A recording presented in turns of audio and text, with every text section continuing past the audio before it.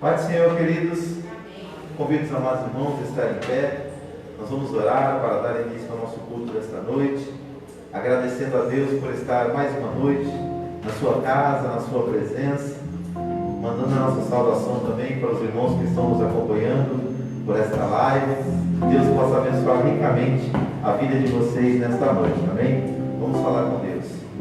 Querido Deus e Pai, nós te agradecemos, Senhor, pela oportunidade de estar mais uma vez na tua casa e na tua presença para te adorar, para juntos, Senhor, prestarmos um culto de louvor e de adoração ao teu santo nome. Agradecidos, ó Pai, por todo o bem que o Senhor tem nos feito. Oramos também neste momento, Senhor, pelos irmãos que estão nos acompanhando por esta live, que nesta noite também estão nos acompanhando, Pai, e juntos vamos adorar ao teu nome. Que a tua palavra possa ir de encontro à necessidade de cada um dos teus filhos e todos possamos ser, ó Deus, ricamente ministrados e abençoados pelo Senhor nesta noite. Fala conosco, Senhor, aquilo que precisamos ouvir da tua parte. Abençoa, Senhor, os teus filhos que aqui estão e aqueles que ainda não puderam chegar. Toma em tuas mãos, Senhor, a tua igreja. Olha, Senhor, por cada um de nós nesta noite. E neste momento recebe nosso louvor e a nossa adoração, Senhor. Porque tudo o que fazemos aqui a partir de agora é para a honra, para a glória e para o louvor do teu nome. Assim nós oramos, Pai, te pedindo e já te agradecendo, no nome de Jesus. Amém.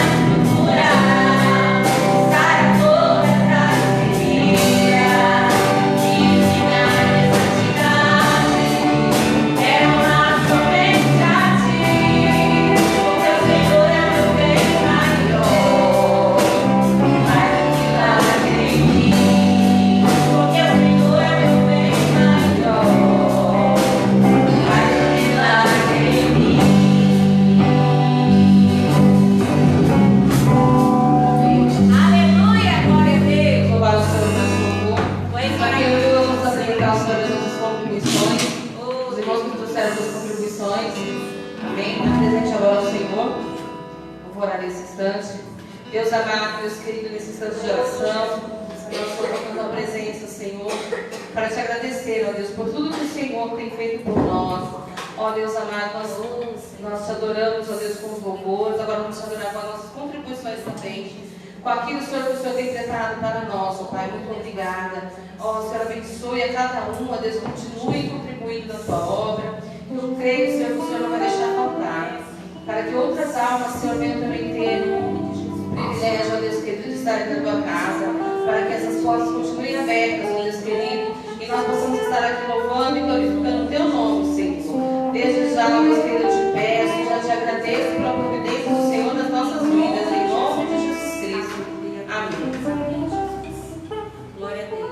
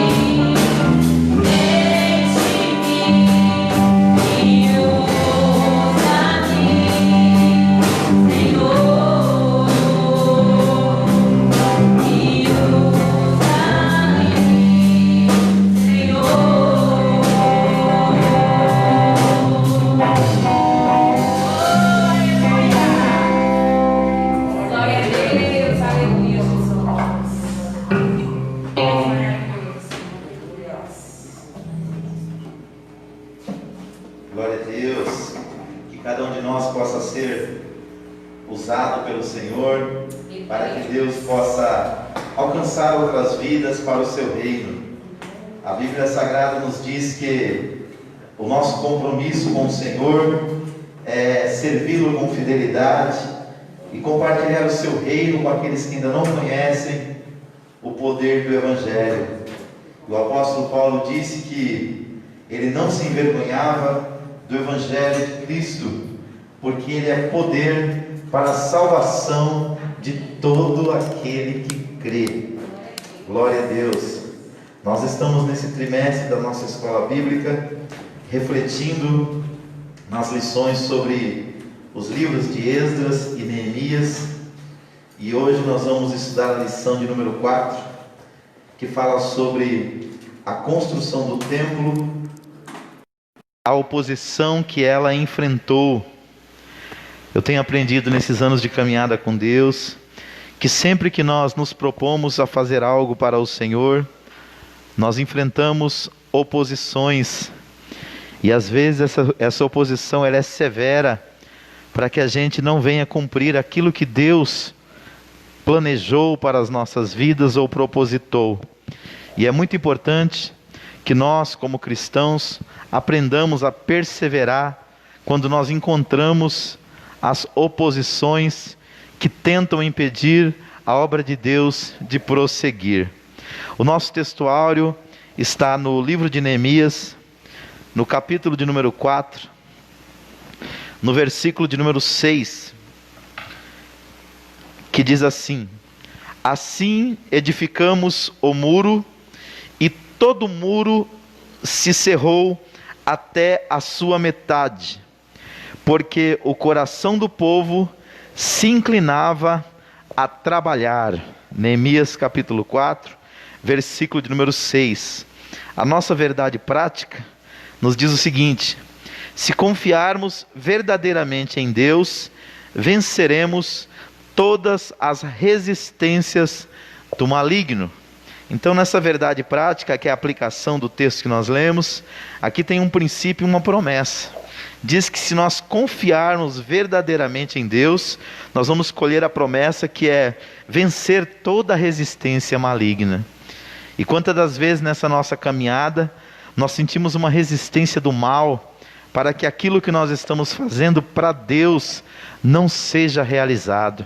E que nesta noite nós venhamos aprender com a palavra de Deus, que nós não devemos parar diante das dificuldades, diante das resistências muitas vezes que o maligno traz para tentar barrar a obra de Deus. Mas nós devemos, com perseverança, com persistência e com fé, vencer tudo aquilo que vem para nos impedir do propósito de Deus.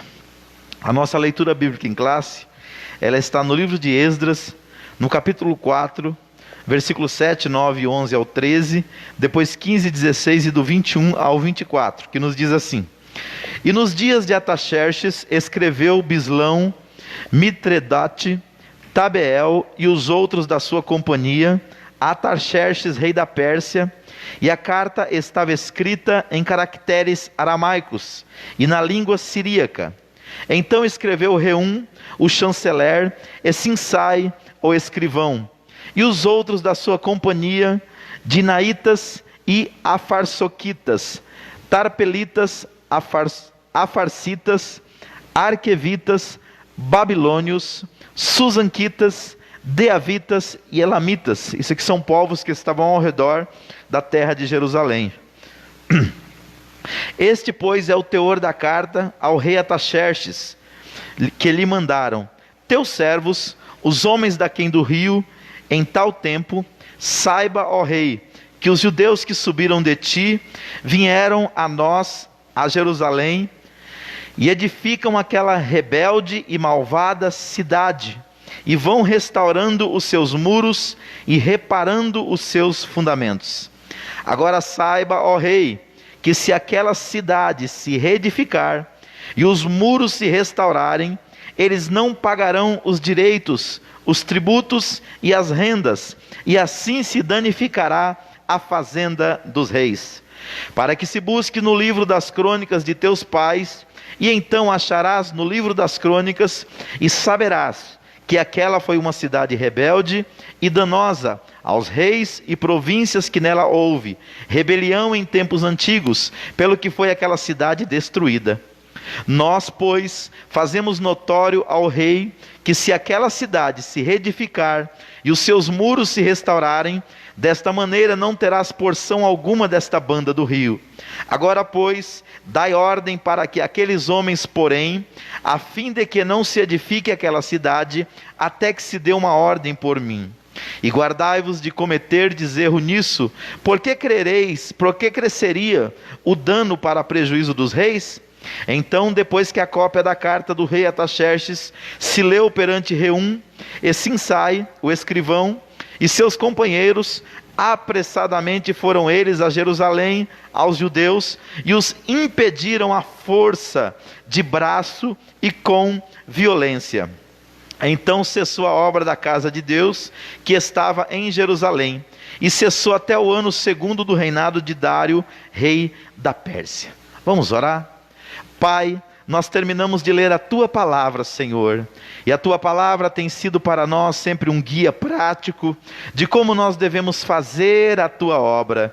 E nesse texto, Senhor, nós encontramos o Teu povo tentando cumprir a Tua vontade, Senhor, e uma grande oposição se levantando para que a Tua obra não fosse realizada, Pai.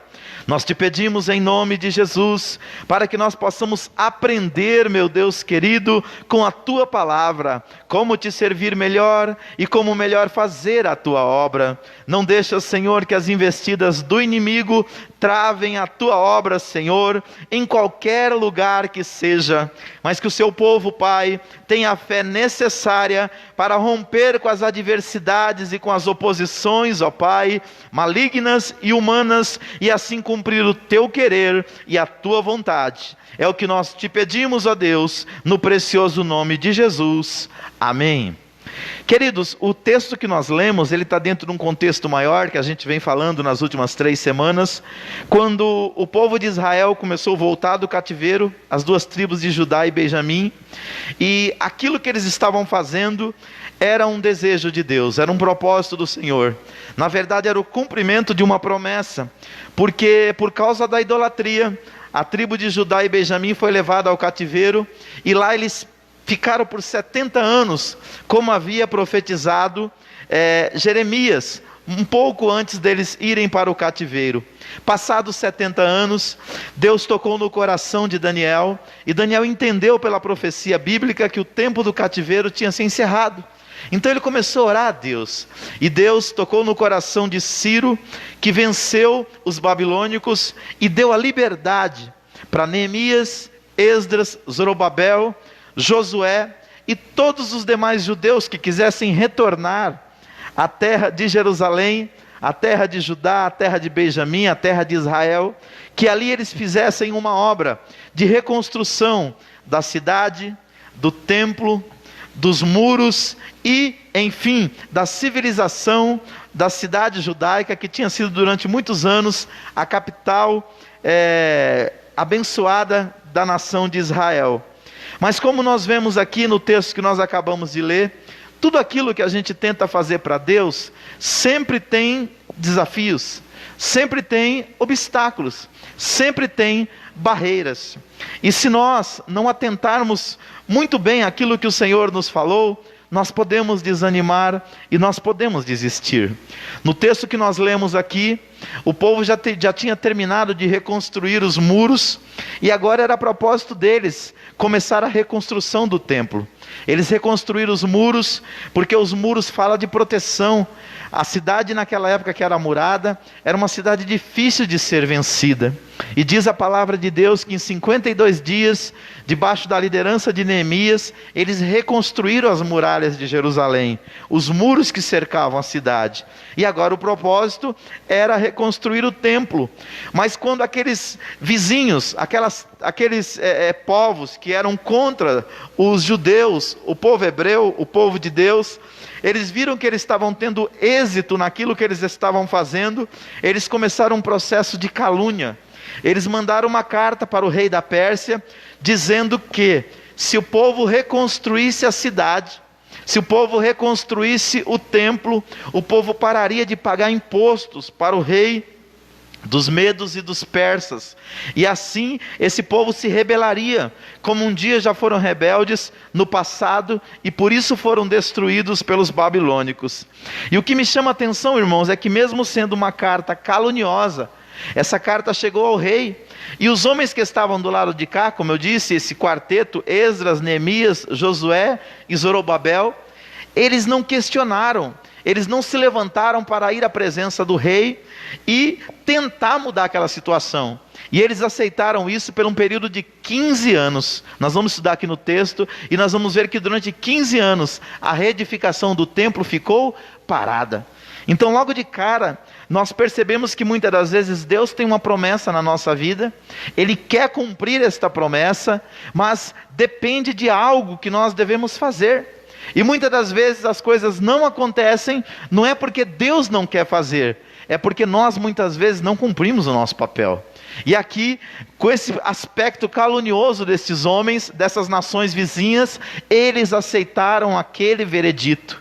Então que nós possamos conhecer a palavra de Deus, saber o que Deus fala para nós e por nós, e para a nossa vida, e nos apropriarmos disso, e sempre aquilo que estiver ao nosso alcance, que nós possamos arregaçar as nossas mangas e ir à luta, porque Deus é aquele que quer nos abençoar.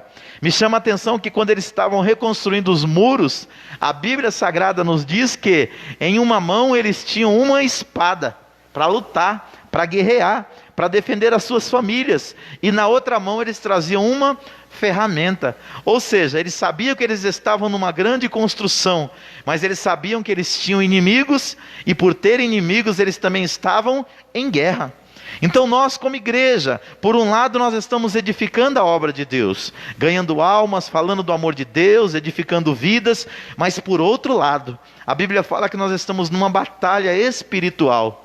É por isso que lá em Efésios 6:10, Paulo exorta a igreja de Éfeso a tomar toda a armadura de Deus. Por quê? A nossa luta não é contra a carne e nem contra o sangue, mas é contra as hostes espirituais da maldade. Aonde? Nos lugares celestiais. Ou seja, o inimigo vai tentar se opor sempre à obra de Deus, para que a obra de Deus venha parar. E aí nós precisamos ter visão e discernimento, para entender que é o inimigo que está querendo travar a trajetória da igreja, e mantermos a nossa caminhada. Vamos lá para a nossa introdução.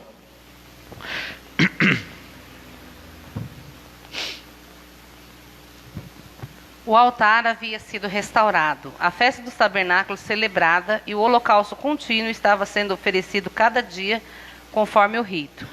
A vida espiritual dos judeus que haviam retornado do cativeiro seguia o que estava prescrito na lei de Moisés. Somente esperavam o momento de iniciar a reedificação do templo. Glória a Deus. Então, irmãos, é aquilo que eu falei. Eles já estavam começando a cumprir aquilo que Deus havia determinado. Mas aí, quando eles vão dar o próximo passo, o que acontece? O inimigo coloca no coração dos vizinhos de Jerusalém essa calúnia, esse sentimento maligno, e aquilo começa a tentar travar a obra do Senhor. E o fez por 1,5 décadas. O povo de Israel já estava na sua pátria, já estava na sua cidade, já estava no local da promessa, mas não conseguia desfrutar de tudo aquilo que Deus tinha para eles. Por quê? Porque quando o inimigo se levantou, eles aceitaram aquela calúnia, e durante 15 anos a obra parou. Vamos aqui para o primeiro ponto. Os alicerces do templo são lançados.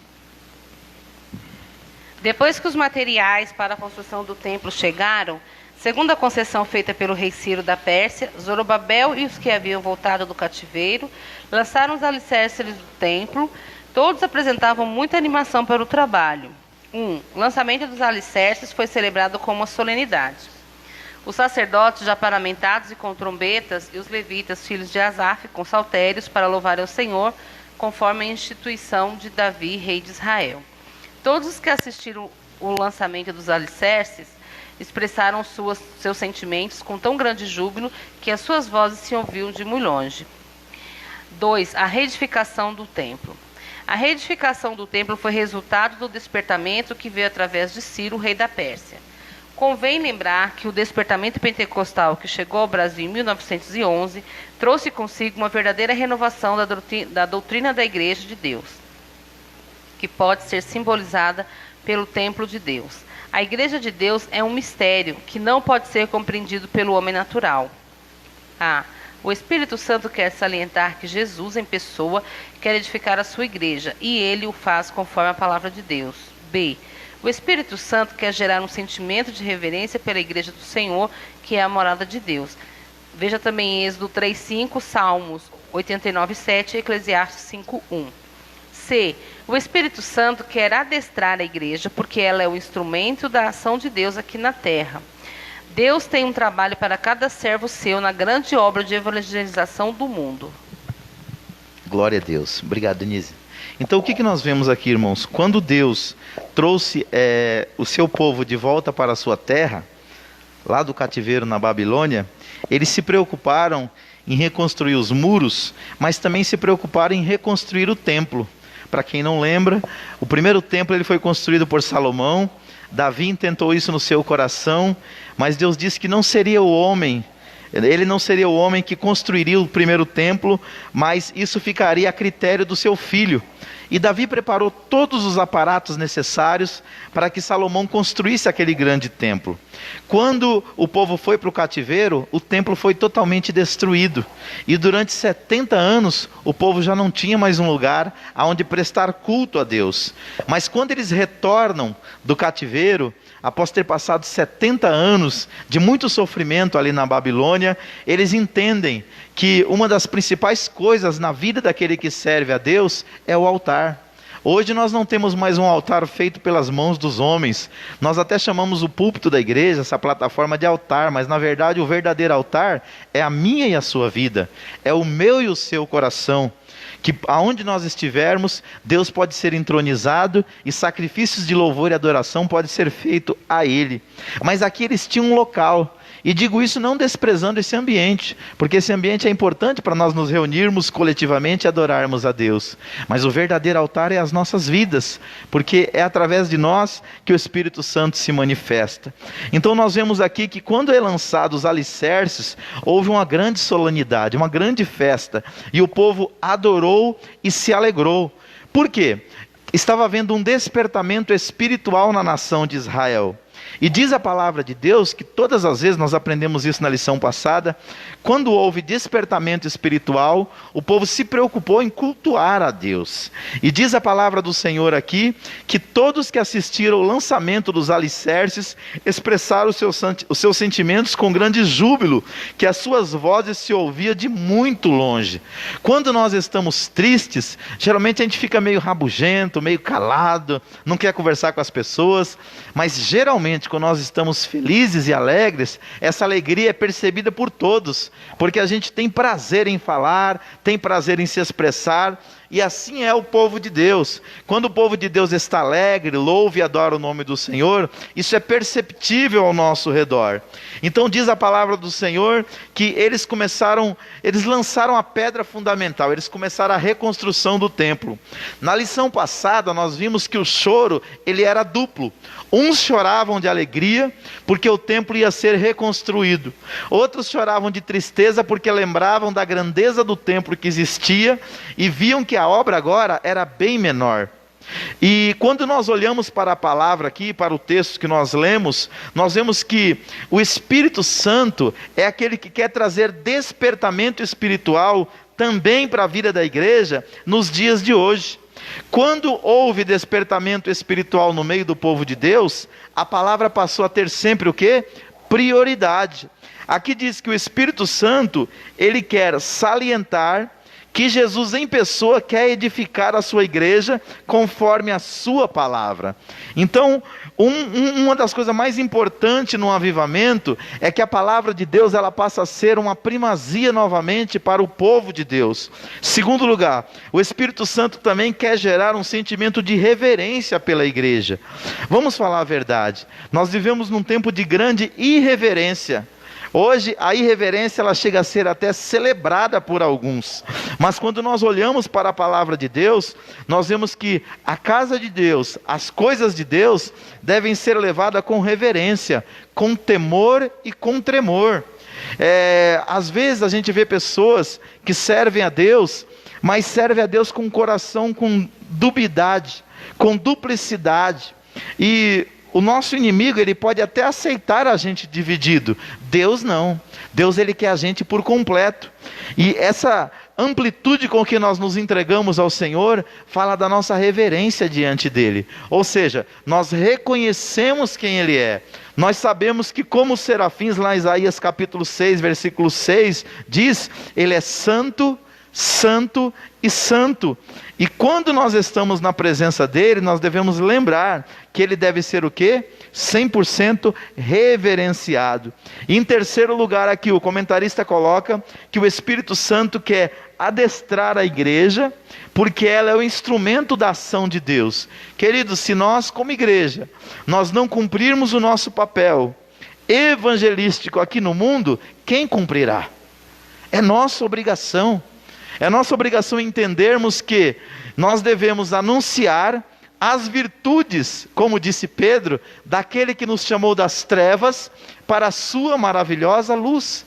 Esse é o nosso papel como igreja. É nós entendermos que o presente que nós recebemos não deve ser egoisticamente guardado só para nós, mas que deve ser compartilhado com o máximo de pessoas possível. Segundo tópico, os samaritanos opõe-se à construção do templo. É daqui que começa a surgir a rivalidade entre samaritanos e judeus, que nós veremos depois lá no Novo Testamento. Entre os moradores da terra estavam os samaritanos. Quando Nabucodonosor levou o reino de Judá cativo para a Babilônia, os samaritanos passaram a morar na terra. Estes eram descendentes de uma mistura de gente que o rei da Assíria tinha deslocado para as cidades da Samaria, depois de ele ter levado as 10 tribos do reino do norte em cativeiro para a Síria. Eram pagãos que haviam sido ensinados acerca do Deus de Israel. Assim os samaritanos continuavam servindo aos seus deuses, mas também temiam o Senhor. 2. Os samaritanos tentam frustrar a construção do templo. A maldade dos samaritanos levou-os a enviar uma carta ao rei da Pérsia, contendo acusações mentirosas contra os judeus. O rei que recebeu aquela carta não conhecia bem o assunto e mandou parar a obra. Obrigado, Daísa. Então, o que nós percebemos aqui, irmãos? Quando as 10 tribos foram para o cativeiro, elas se misturaram com os povos da Síria.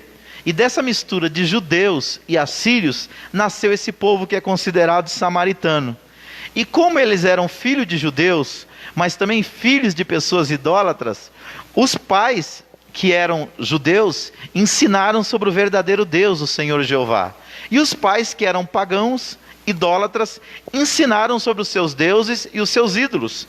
Então os filhos cresceram divididos na sua religiosidade, na sua forma de se relacionar com Deus. Quando Nabucodonosor, ele tomou conta da terra, porque ele se tornou imperador mundial, era comum os imperadores fazerem isso. Eles pegavam os povos de um local e levavam para o outro, e pegavam os escravos do outro e colocavam nessa terra. E isso aconteceu ali nas cercanias de Israel.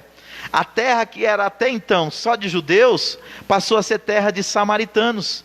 Eles passaram a conviver com alguns dos judeus remanescentes que ficaram na terra de Jerusalém, porque 3 levas de cativos foram levados por Nabucodonosor para a Babilônia, mas um grupo de judeus ainda ficaram. E essa mistura, esses judeus que ficaram se misturaram com os samaritanos. E aí teve mais um declínio espiritual. Então esse povo que estava agora na terra, para onde Israel veio depois do cativeiro, eles tinham o coração dividido. Ora eles falavam do Deus, o Senhor Jeová, e ora eles falavam dos deuses pagãos deste mundo. E se você prestar atenção, não está muito diferente do mundo que nós estamos vivendo. Hoje está havendo uma certa miscelânea de doutrinas, e muitas das vezes até de religiões, aonde uma pessoa, ela chega a ser de 2 ou 3 religiões ao mesmo tempo. Ou seja, ela não sabe a que Senhor ela serve. Os outros deuses, as outras religiões, podem até achar isso como algo normal, esse sincretismo religioso. Nós que somos cristãos e que conhecemos a palavra, nós entendemos que Deus, desde o Antigo Testamento, Ele sempre quis exclusividade. Tanto que Ele sempre comparou a infidelidade de Israel perante os outros deuses com o adultério, com a prostituição. Nós sabemos que uma pessoa, quando é casada com outra, ela tem uma aliança com ela, até que a morte o separe, como diz a Bíblia. Qualquer tipo de relacionamento que surgir de um desses 2 cônjuges com alguém de fora, é considerado como adultério, é considerado como traição. Então toda vez que o povo de Deus deixava de servir a Jeová, para servir ainda que por um momento aos outros deuses, Deus considerava aquilo como prostituição no sentido espiritual. Então era esse tipo de povo que estava na terra. Quando Israel volta do cativeiro e começa a restabelecer o culto a Deus, a Bíblia fala que Neemias restabelece os turnos dos levitas sacerdotes, e esses começam novamente a ensinar a lei na terra. E com certeza, os erros que estavam sendo cometidos pelos povos dali, começaram a ser denunciados pela palavra. E a partir do momento que eles fizeram isso, eles começaram a sofrer o quê? Rejeição. Então eles começaram a sofrer perseguição, ao ponto desses samaritanos criarem cartas mentirosas de acusação, para tentar parar a obra de Deus. E aí está uma lição bonita para a nossa vida, que nós devemos prestar atenção. Todas as vezes que você se propor a servir a Deus com fidelidade, o inimigo vai querer usar alguém para plantar o joio no seu coração, para tentar tirar você do caminho. É por isso que Jesus, já lá no Novo Testamento, ele disse assim: porfiai por entrar pela porta estreita. O que é porfiar? Porfiar é lutar, é guerrear, é se esforçar. Por quê? Ele diz que o caminho que conduz à salvação, ele é estreito, e a porta também é estreita. Mas ele diz que o caminho que leva à condenação, ele é largo, e a porta também é larga, e muitos vão por ele. Então há uma tentação aí, e nós devemos tomar cuidado para não entrar no caminho da multidão, mas continuar servindo a Deus com fidelidade. Porque da mesma maneira que no Antigo Testamento Deus exigia exclusividade, hoje também Ele exige. Ele quer ser o nosso Senhor e não apenas o nosso Salvador. Então os samaritanos tentam frustrar a construção do templo através de projetos caluniosos.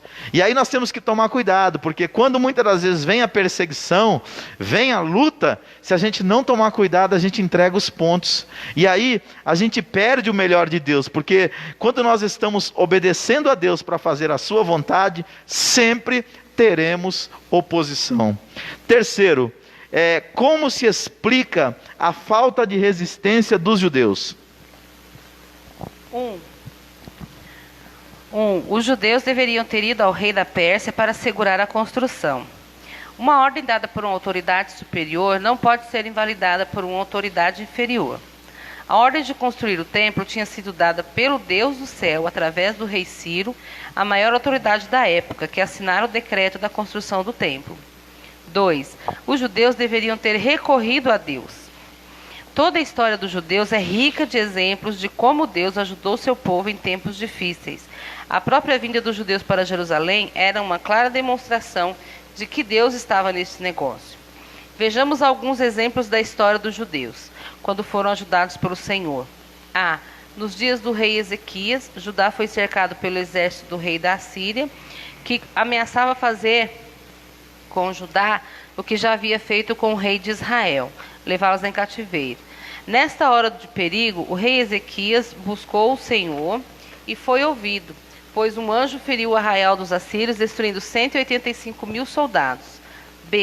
Nos dias do rei Jeosafá, ameaçados pelos amonitas e pelos moabitas, os habitantes de Judá foram convocados pelo rei para pedir socorro ao Senhor. Deus guerreou por eles e sem terem que lutar, os inimigos foram desbaratados. Os muitos exemplos da ajuda de Deus no passado deveriam ter inspirado os líderes do povo à resistência a essa maldade dos inimigos dos judeus. 3. O motivo da falta de resistência dos judeus era de ordem espiritual. A. Zorobabel, o chefe político do povo judeu até então, tinha confiado em sua própria força. Quando as suas próprias forças se esgotaram, não teve mais condições de resistir, sentindo-se inteiramente desarmado diante do inimigo.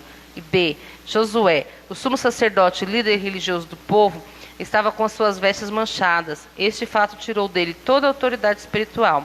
Diante do problema causado pelos inimigos, ele não tinha fé para buscar da ajuda de Deus, do Todo-Poderoso, uma vez que o mistério da fé é guardado em uma pura consciência. Glória a Deus. Então, queridos, o que nós percebemos aqui? Muitas das vezes, o motivo de nós não conseguirmos reagir às afrontas do inimigo é porque muitas das vezes espiritualmente nós estamos fragilizados. E aqui é colocado para nós o quê? Que ao longo da história do povo de Deus, todas as vezes que eles clamaram ao Senhor, Deus veio a eles com socorro. Deus veio a eles com ajuda. Deus veio a eles com uma estratégia para eles vencerem o inimigo. E aqui não seria diferente. Então, fica para nós uma grande lição. Todas as vezes que nós nos depararmos com uma barreira, seja ela espiritual, ou seja ela até física, diante de nós, que parece intransponível, nós devemos primeiro buscar ao Senhor e perguntar para Ele o que nós devemos fazer acerca daquilo. Nós estudamos sobre isso esses dias ainda, quando a palavra de Deus diz que nós devemos lançar sobre Ele toda a nossa ansiedade, porque Ele tem cuidado de nós. Algumas situações na vida nos deixam tremendamente ansiosos. E a Bíblia diz que nós devemos fazer conhecida diante dele tudo, através da oração e súplicas com ações de graça. Então, o mesmo Deus que usou de forma soberana a Ciro para liberar a nação de Israel para voltar do cativeiro e reconstruir os muros da cidade, é aquele Deus que iria ajudá-los se eles buscassem no Senhor o direcionamento para vencer aquele projeto calunioso que os samaritanos estavam colocando diante deles. Então, aqui foi pontuado também pelo comentarista que 2 problemas existiam. Primeiro, a autoconfiança. Irmãos, Jesus, ele comparou cada um de nós, lá no capítulo 15 do Evangelho segundo escreveu João, a uma vara que está conectada nele, que é a videira, e que só dá fruto porque está conectada nele. Tanto que ele chega a dizer assim: sem mim nada podeis fazer. Então, esse sentimento de autoconfiança de Zorobabel, que era o chefe político, era o líder social do povo, gerou fragilidade espiritual. Então todos nós devemos pensar o seguinte: façamos o que façamos, consigamos o que nós conseguirmos, tudo vem de Deus, é a graça de Deus que se manifestou.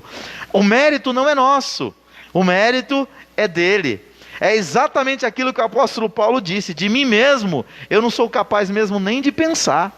Ou seja, é reconhecer que todas as grandes vitórias que nós temos vêm de Deus.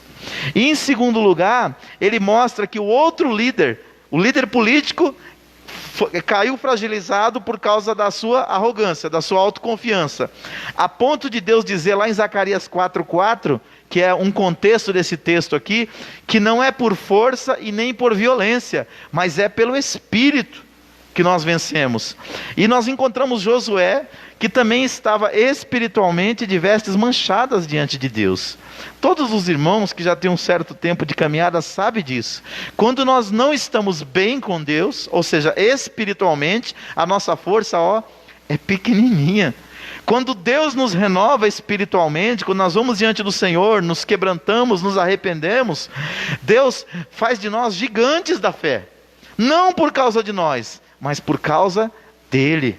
Então, o que fica de lição para nós aqui? O povo de Deus, para obter êxito nos seus projetos, precisa depender do Senhor. Precisa da humildade, o reconhecimento que quem opera em nós, por nós e através de nós é Deus. É o que o apóstolo Paulo disse: tudo é dele, por ele e para ele. Glória a Deus. Vamos aqui para a conclusão da nossa lição nesta noite, que é a reação dos samaritanos quando os judeus cessaram a obra. Vê o que acontece. A tristeza dos judeus. O povo em geral tinha, desde o início da construção, acompanhado o trabalho com simpatia. Os judeus trabalhavam com muito entusiasmo e com muita união. O povo tinha ouvido falar de que o Deus do céu estava do lado dos judeus, ajudando-os. E agora? Onde estava seu Deus? 2. A alegria dos samaritanos. Os inimigos dos judeus regozijavam-se grandemente. Certamente os conselheiros foram parabenizados pela sábia e competente ação. Porém, o gozo dos ímpios é de pouca duração. A. O gozo dos filisteus que haviam prendido Sansão terminou em tragédia. B. A alegria dos sacerdotes que alugaram Judas para trair Jesus foi de curta duração. Com a ressurreição de Jesus, seus problemas se agravaram. 3. O desânimo dos judeus. Os judeus que tinham voltado do cativeiro para construir o templo sentiram-se humilhados e tristes. Mas, passado algum tempo, acomodaram-se com a situação e não lutaram pela continuação da construção do templo. Deixaram-se dominar pelo desânimo. O desânimo é uma das mais eficazes armas usadas por Satanás contra os crentes. Lutemos contra o desânimo em nome de Jesus. Alguns conformaram-se pensando que talvez ainda não era a vontade de Deus construir o templo. Outros aproveitaram a interrupção da obra para dedicar-se às suas próprias casas. Outros chegaram a faltar com as suas obrigações espirituais, deixando de contribuir para a casa de Deus.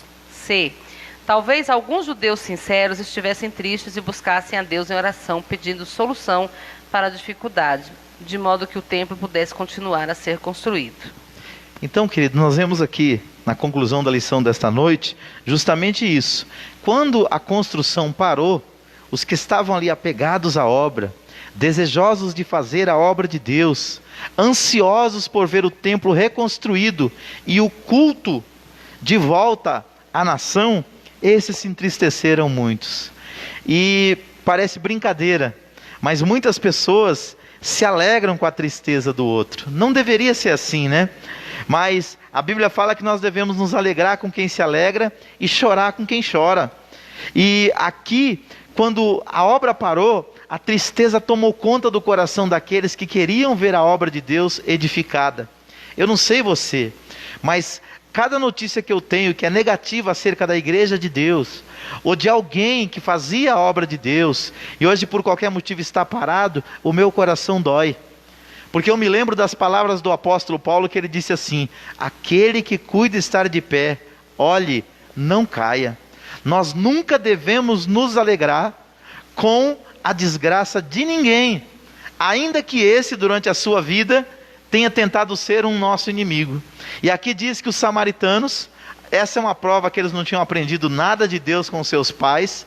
Eles se alegraram muito quando viram a construção do templo em Jerusalém, estacionada e parada durante 15 anos.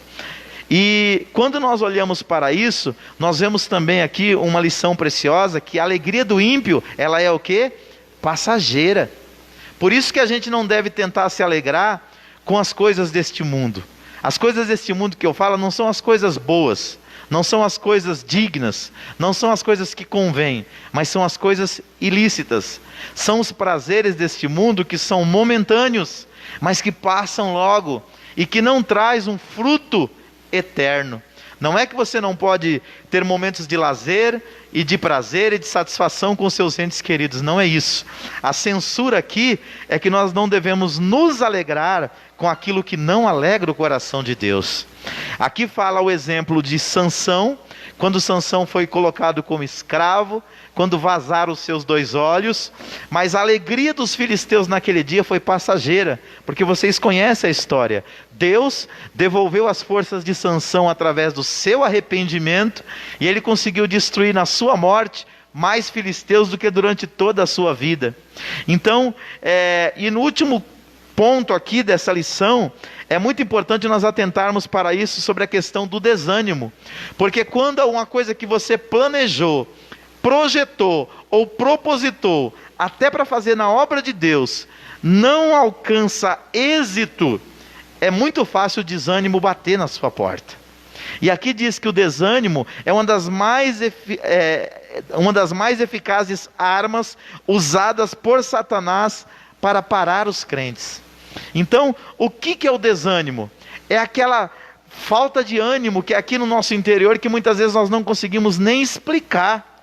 Mas nós percebemos que o desânimo, pela palavra de Deus, ele pode ser vencido com uma atitude de fé.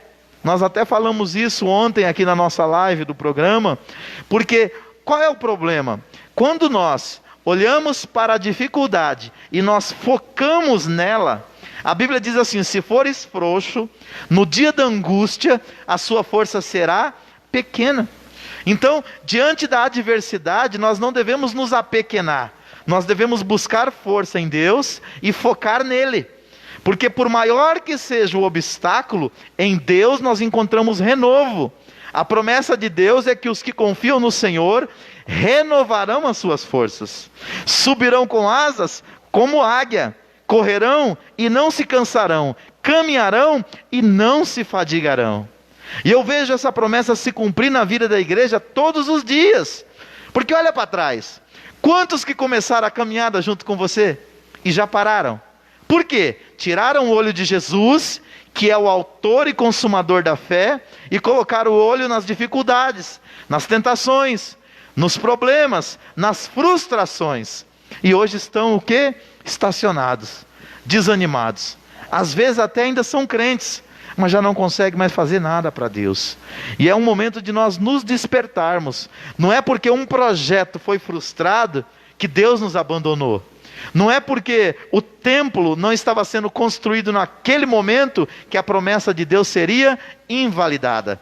Então, muitos se desanimaram, mas outros foram buscar a Deus. E nós veremos mais para frente que a busca desses, que foi intensa diante do Senhor, abriu as portas para que a obra de Deus se cumprisse e a promessa de Deus se tornasse uma realidade. Mas nós só vamos ver isso na aula da semana que vem, onde nós vamos estudar sobre Zorobabel, recomeça a construção do templo. Então, irmãos, o que eu tenho aprendido com Deus? Nos projetos de Deus, o inimigo não consegue colocar um ponto final, porque Deus é soberano. Mas muitas vezes, com as suas astúcias e a nossa fraqueza, a nossa fragilidade, ele consegue colocar uma vírgula. Mas Deus é soberano. No momento em que Israel novamente buscou do Senhor forças, após esses 15 anos, Deus deu uma estratégia, Deus mostrou um caminho, e o projeto de Deus de reconstrução do templo foi levado a cabo. A promessa se cumpriu. Deus tem feito promessas para a sua vida. Deus tem feito promessa para mim. Deus tem feito promessas para esta igreja. Mas para que nós colhamos essas promessas, é importante nós perseverarmos. Amém? Convido você a se colocar de pé. Vamos orar e vamos pedir para Deus. Falar: Senhor, não deixa que o desânimo nos vença. Não deixa que a frustração de algum projeto nos desanime. Não deixa que as decepções do dia a dia venham nos parar. Mas que a gente possa continuar firme, servindo ao Senhor com bastante alegria, porque a alegria do Senhor, ela é a nossa força. Amém? Sexta-feira nós temos aqui o nosso culto a partir das 19h30, e no domingo, 18h, culto da família, estaremos aqui mais uma vez adorando a Deus, recebendo mais uma porção da palavra do Senhor, para que a gente se fortaleça em Deus e continue servindo a Ele com alegria. Querido Deus e Pai, nós te agradecemos, Senhor querido, por este culto. Nós te louvamos, Senhor, pela oportunidade de aprender a Tua palavra. Senhor, da mesma maneira, Pai querido, que a nação de Israel não foi vencida, meu Deus querido, por causa de uma frustração momentânea de um projeto ou de uma promessa, Pai. Mas em seguida, Pai, após um tempo, eles retomaram aquilo que o Senhor tinha para a vida deles, ó Pai. E eles concluíram a construção do templo ali em Jerusalém, para continuar proclamando o teu reino, a tua palavra, o teu nome entre as nações, ó Pai. Faz isso conosco aqui no Jardim Letícia, faz isso conosco aqui, ó Pai, individualmente, familiarmente, ó Pai, ou para nós como igreja. Senhor, nós queremos viver os princípios da tua palavra e colher, Senhor querido, as promessas que o Senhor tem para as nossas vidas. Eu oro neste momento, Senhor, por essas pessoas que acompanharam ou que vão acompanhar esta live depois, ó Deus, que eles possam ser tocados pela tua palavra e que eles possam compreender que o Senhor tem promessa para a vida deles, o Senhor tem projetos para a vida deles, o Senhor tem propósito para a vida deles, ó Pai, e que se eles não se desanimarem, não deixar a frustração travar a sua trajetória, as promessas do Senhor vão se cumprir, ó Pai, em suas vidas, em seus lares, em suas famílias, em seus ministérios, para a glória do teu nome, Pai. Agora, Deus, despede o teu povo em paz, livrando e guardando de todo mal. Abençoa, Pai, aqueles que nos acompanharam por essa transmissão ao vivo, que eles possam ser ricamente abençoados na sua casa e na sua família, Pai. Que o teu Espírito vá de encontro a esta pessoa agora. Se ele ainda não te conhece, que ele possa se converter a ti, reconhecer a ti, Jesus, como Senhor e Salvador da sua vida, e assim ter o seu nome escrito no livro da vida, Pai, para o dia da redenção. É o que nós te pedimos, ó Pai. Nos despede em paz, livrando e guardando no retorno para os nossos lares de todo mal. Em nome de Jesus te pedimos e te agradecemos, Senhor. Amém e amém. Faça assim com as suas mãos. Que o grande amor de Deus, nosso Pai, que a maravilhosa graça de Jesus Cristo, seu Filho, e que a doce consolação do querido Espírito Santo seja com cada um de vós, não só agora, mas para todos sempre. Todos digam amém. Vamos aplaudir o Senhor. Glória a Deus.